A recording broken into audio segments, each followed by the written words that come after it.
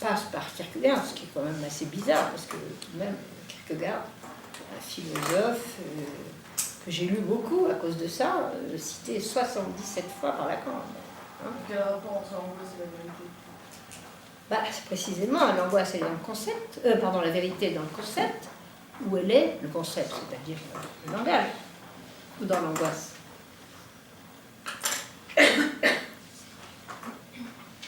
C'est les deux pôles un peu opposés.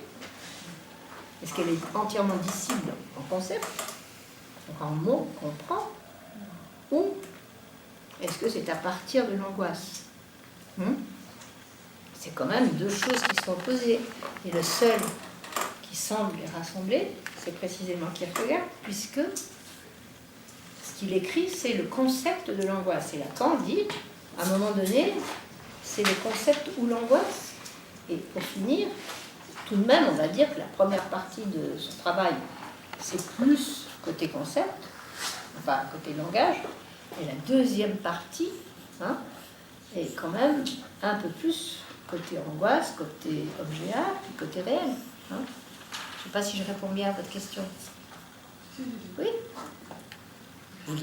Oui, c'est juste pour ce rapport entre le concept et l'angoisse, justement, par rapport au principe de vérité.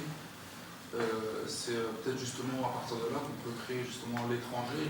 Est-ce qu'on peut définir justement l'étranger par cette angoisse ou par ce concept? Et donc, ce que vous dites justement sur l'absence de préjugés, justement, qui est utilisé, qui est l'élément, je pense, fondamental, justement, pour essayer de décrire, mettre en place une éthique.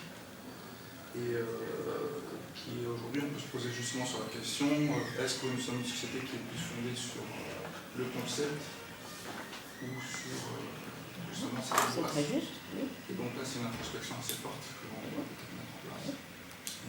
D'un point de vue social. Oui, bien vu. Si je peux dire un mot, pour rejoindre les deux, et en même temps la question de Kierkegaard dans cette affaire, que Françoise connaît évidemment sur le bout des doigts, ce qui est très important chez Kierkegaard en tant que philosophe, ou pas, mais en tout cas à l'intérieur de l'histoire de la philosophie, c'est qu'il est l'instigateur du patout, et du patout. Dans quelle mesure? C'est que Kierkegaard est le plus important critique sur un mode très particulier de Hegel, ce que ça veut dire, et c'est là que ça rejoint quelque chose d'important, ce que ça veut dire, c'est que c'est la première discussion de la pensée de la philosophie comme système et comme totalité, en fait. Et donc, que dit Kierkegaard?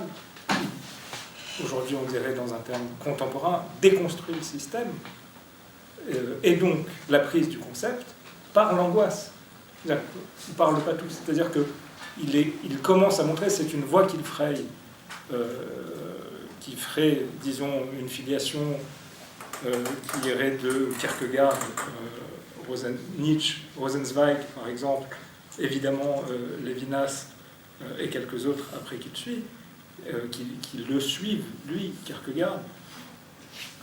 Mais c'est une voie qu'il ferait de l'ouverture du système par quelque chose qui sera toujours laissé sur le bas-côté du système. La marge du système, c'est ce patout. Ce qui est irréductible et au concept, et au système, et à la totalité. Et ce qui, comme tel, et c'est là qu'il y a un enjeu politique à ces questions, ce qui, comme tel, peut mettre en question la possibilité même de la totalisation de la totalité, ça veut dire du système, du politique qui ronronne trop, etc. etc.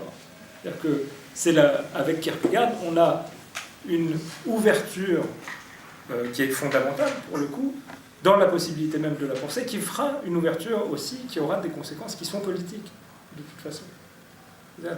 La détotalisation, Sartre dira ça, la détotalisation, en fait. Une totalité détotalisée, dira Sartre, qui est comme, on disait à l'époque, ce qu'il ne voulait rien dire, existentialiste, mais donc qui se revendiquait, on revendiquait à la période de l'existentialisme, Kierkegaard comme père de l'existentialisme. Oui, voilà. Mais c'est-à-dire, non, c'est ça l'essentiel. C'est quand même que c'est le premier qui s'oppose au système. Hein. C'est vraiment ça qui est essentiel. Je crois que c'est la raison pour laquelle, en effet, le côté patou, hein, c'est ce qu'il y a fort longtemps que j'avais déduit de tout ça, il y a très très longtemps, j'ai un petit peu oublié Kierkegaard, là, ça fait de nombreuses années, hein, mais c'était le premier qui, au fond, allait contre le système hegelien et, au fond, contre ce que Freud appelle Weltanschauung, on pourrait dire. Hein. Bien sûr. Hein, bien sûr. Que Freud lui aussi critique comme tel. absolument. Et un petit mot sur, sur la phrase. Elle est très importante parce que ça ne veut pas dire la même chose. Quand on dit la vérité, on ne la dit pas toute, phrase de Lacan, ou bien ce qu'on dit généralement parce qu'on le dit trop vite, on ne dit pas toute la vérité. Parce que, non mais il y a une subtilité extraordinaire. La vérité, on ne la dit pas toute. Ça veut dire qu'à la dire, pas toute, on la dit, sans la dire. C'est très important.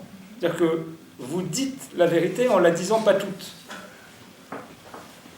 C'est très spécial. Et c'est là que ça rejoint ce que vous dites. Il y a un versant de la vérité qui est du côté du hors-sens et vous demandiez hors discours ou pas. Il y a un versant de la vérité qui est du côté du réel, donc qui tend. Il y a un fil comme ça qui se tire, au fond, du dire au dit, au pas tout, au réel et à la vérité. Vérité à laquelle on a consacré un an de séminaire, justement, pour toutes ces complications-là. Entre Freud, à l'époque, Freud, Heidegger et Lacan, comment ce fil se tirait. Je crois que... Non. Là, mais personne n'a jamais, vous n'avez pas de commentaires, c'est pas possible. Eh bien, si, alors, J'y crois pas. Qu'est-ce qui fait que l'éthique de la psychanalyse peut ne pas devenir le supplément d'âme de la psychanalyse, de la même manière qu'aujourd'hui, le commerce équitable devient le supplément d'âme du capitalisme? Moi, j'ai une réponse qui est ce sur quoi se base le séminaire, et ce depuis l'année dernière. C'est que l'éthique dont on parle, et dont Françoise a parlé d'une manière très précise aujourd'hui, c'est très important ce qui a été dit sur ce plan-là, c'est que, en quoi, depuis Freud, alors, et ça j'étais très content parce que je l'ignorais, elle se dégage de la morale, c'est qu'elle est non prescriptive. L'éthique de la psychanalyse est une éthique qui ne prescrit rien. Elle ne dit pas ce que tu dois ou ce que vous devez faire, penser, comment agir, etc. De là, elle se distingue aussi du camp des fondements de la métaphysique des mœurs et de l'impératif, etc. C'est extraordinaire. Pour le coup, le grand coup subversif de la psychanalyse dans son rapport à l'éthique, c'est ça, une éthique non prescriptive, ce qui est une folie à penser. Dites un mot sur le Kant dont vous m'avez parlé, qui n'est pas celui qu'on cite habituellement. Si, on le cite beaucoup, mais pas dans les fondements de la métaphysique des mœurs. J'en parle uniquement parce que c'est une très bonne lecture et très rapide. Qui donne un accès direct à ça, où vous trouverez les impératifs, les différentes formulations des impératifs hypothétiques et catégoriques. Voilà. Donc, vous pouvez lire ça en 1 heure, ça fait un bien fou, parce qu'après, on sait de quoi on parle, ce qui fait plaisir. Bon, bah écoutez, je vous remercie de votre attention. J'espère que vous n'avez pas trop souffert de ma voix assez cassée. On se voit, si je ne m'abuse, le 19 mars, mais avec une possibilité d'abus dans cette relation. Est-ce que tout le monde a déjà donné son adresse email? Non? Ah. Je vais faire passer une feuille. Je vais faire passer une feuille sur laquelle je veux bien que ceux qui ne l'ont jamais donné, la dame comme ça, vous aurez les dates des séminaires et autres réjouissances.